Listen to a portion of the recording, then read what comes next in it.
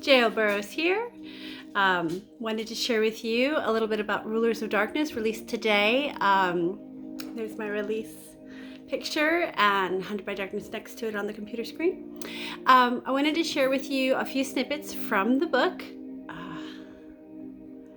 The first is from Evie. She's at the training center at the Haven, which is a parallel realm in the spiritual realm, but overlays Earth. So you still see Earth, but it's like this overlay on top of it. And this is how the book opens. Before time began, all angels trained together, but then a third of the angels fell, beginning their demonic nature. Theo's voice filled the arena, and its protected observatory filled with balance keepers. They will use many of the same techniques you now face with me. You've got this. Now, let us try again. You're a difficult angel to beat. Evie swept a stray curl out of her eye, ignoring the sweat dripping down her face and grinding her toe in the hard-packed dirt. The familiar scent of the training arena centered her. She narrowed her eyes at the mammoth sentinel angel, who'd taken it upon himself to give her team 1,000 years of training in one relentless month. It made her previous year of training child's play in comparison. Some might say I'm impossible to beat, Theo grinned. His simple white tunic wasn't stained, torn, or wrinkled. He exuded power in the way he walked, the confidence with which he swung around to battle, and the constant calm surrounding him. As one of the Haven's main sentinel leaders and her team's trainer, he made formidable battles a 3 times a day occurrence. Evie's ribcage squeezed, anxiety dogging every session. A deep breath of the cool morning air did nothing to quell it, especially when Theo's lethal glance landed on her. She peeked at Caleb, her boyfriend, who was sweating. But Callie, her best friend, was smiling like a shark. Their team may be small, but no one should underestimate them. Caleb stopped beside Evie's shoulder and under his breath whispered, "Sure, train with Theo," they said. "It'll be fun," they said. Evie chuckled. She ignored the wonky beat of her heart and pulled down her tight Galaxy Nebula shirt, a nervous habit. Grimacing at the battle grime under her fingernails, she said, "Focus." But it was more for herself than Caleb. Caleb caught her eye with a sparkle in his own as he fell back beside her. Warmth trickled through her. What were they supposed to be doing? "We're training." Her words were breathy. As the mind reader of their team, Caleb could plainly see how he was affecting her. He grinned. "Yup, we are." He seemed not the least bit affected. Residual desire warmed her, stole her breath away. Her heart skipped a beat. Trying to shake it off, she rolled her eyes at him and forced her voice back to normal. "You're distracting me." Caleb's lips curved in a flirty smile. He dashed in and planted a soft kiss on Evie's cheek as their trainer glared at him. "Sorry, hun. Get back to it." So that's Evie. She's the main character in the series. This is book 2 in this series, so this is the second part of her journey. And the next part that I'm going to read you is from James's perspective. This is a flashback intro for James. It is about chapter 3 in the book, and it's his perspective, and it is 6 months ago. Here we go. A subtle shift in the air around the fortress struck his heart like an alarm seconds before a yawning, swirling void of powerful darkness was tripped by the Haven's attack, and now it expanded around his Evie. In one great swallow, she was consumed, gone. He stumbled back. A vice gripped his lungs. She couldn't have vanished? Heart pounding, he shouted, "Evie!" She couldn't just disappear. He twisted this way and that. An explosion obliterated the front lawn, tossing him head over feet into the night. It all happened so fast, before his legs could catch up with his mind. His new home, his brethren, his adopted family would be destroyed. He cursed. A cold shudder raced through him. He picked himself up and squared his shoulders. They'd prepared. They were ready. He'd go after her, find her, keep her safe. The night's creatures grew silent. In slow motion, a second concussive blast sent the dirt into the sky. Another frustrated gasp of earth and debris flew in every direction, pelting James's frozen frame with its abuse. He'd take it. He needed it. Its sting would refocus him, help him to understand, to get himself under control again. She wasn't gone. She couldn't be. He had a plan. Stragon's devastation surrounded him. The branches of the surviving trees and their leaves bent back, creating arms now reaching for the ground. She was somewhere. He would find his way to her. He swallowed hard. There isn't any sign of her body. James balled his fist. There wouldn't be anybody. He was such an idiot. Evie was with the most powerful man he knew, Stragon. A small part of him hated Stragon's power. It gave him an upper edge. It made James small and insignificant in comparison. He didn't want Evie alone with Stragon, not for 1 second. Betrayal. It sang from deep in his soul and ate away at his mind. He narrowed his gaze at the fortress door. He'd trusted the brethren. He'd trusted Stragon. As Evie's team found their feet again, James's chest grew tight. Time was of the essence. Callie's battle cry echoed in his damaged hearing, bouncing around like bubbles blowing in the wind, popping before he could orient himself. He tried to force his body to operate properly, but he couldn't keep his focus on anything but Evie, and any real danger to himself faded in her absence. Darkness within him rose to the surface, filling him with strength. Hurry, you must find Evie. Save Evie. Its voice compelled him forward despite his physical state. Water sprinkled across the left side of his face. He turned listlessly to the battle raging between one of the brethren and Callie. Rage drifted across her face as she locked eyes on him. So, she'd come to the same realization. Evie was taken.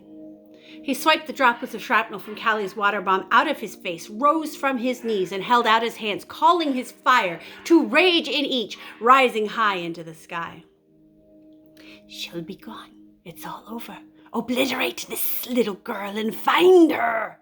The darkness writhed in his mind. It was right. His dreams were turning to nightmares, crushing him. The elegant, shimmering white gown Evie would wear one day, how it would slip along her soft curves as she walked in rhythmic steps down an aisle, dissolved. See, you will lose her. An image of her small smile concealed behind the light lace veil exploded into a breathtaking vision as Evie locked eyes with him, waiting for her at the altar. She reached her hand out to place it in his, but she hesitated, looking over her shoulder.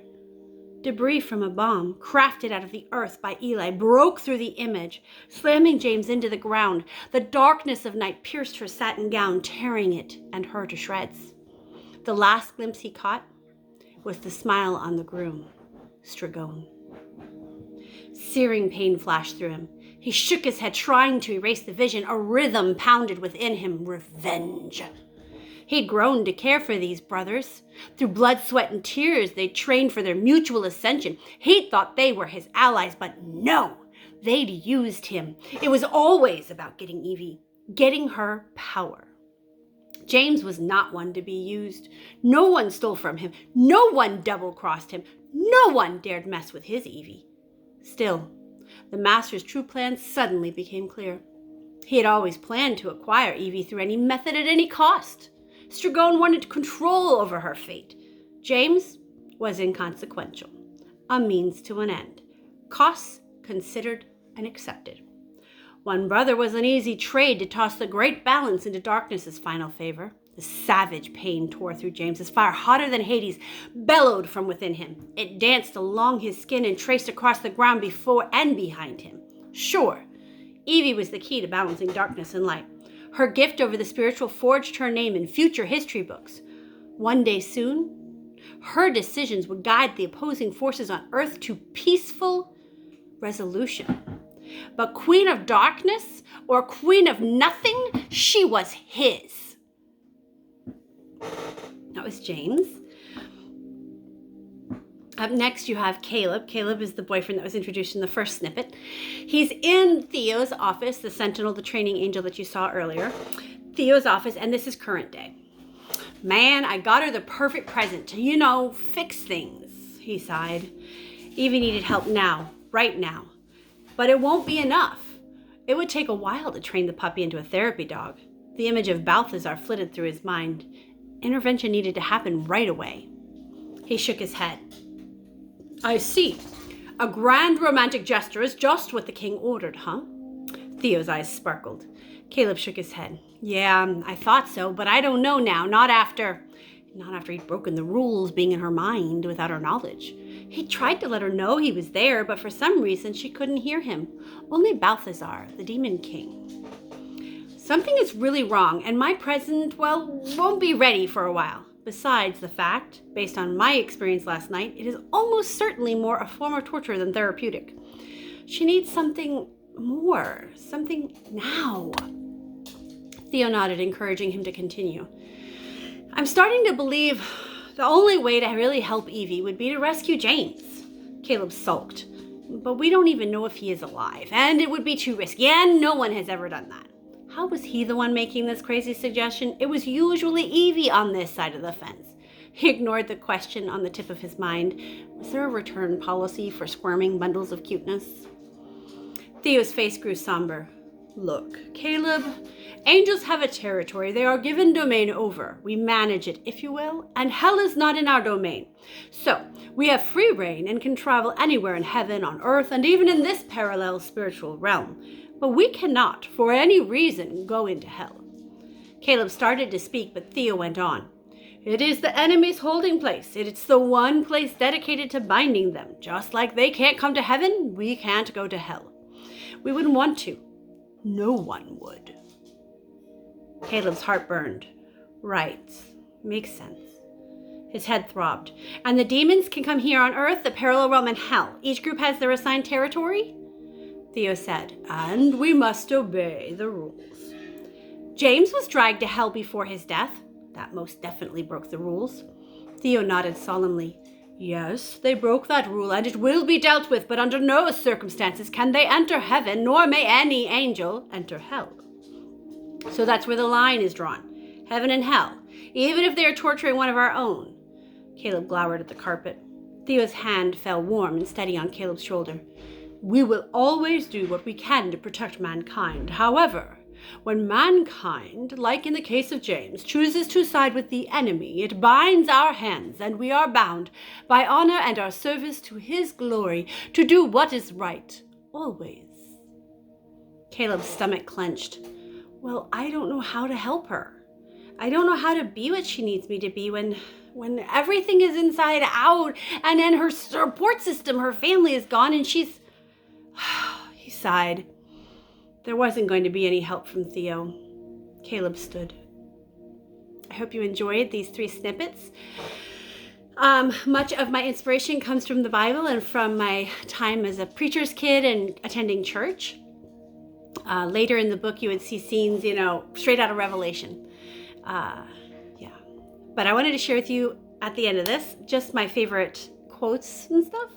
So the Balance Keepers have a motto, and it is called More Than Conquerors. And I really like that quote. I think I got that from when I was in high school myself, and that really was impactful for me. Here's a quote from Evie. Our enemy is just around this border. Come out, fists and gifts first. Don't you feel like you need to start every morning saying that? And then this last one I think is something that the whole entire world needs right now. There's always hope. As long as there's breath in our lungs, there's hope. Blessings. I hope you enjoyed this. Like, comment, follow, and I will see you next time. Bye.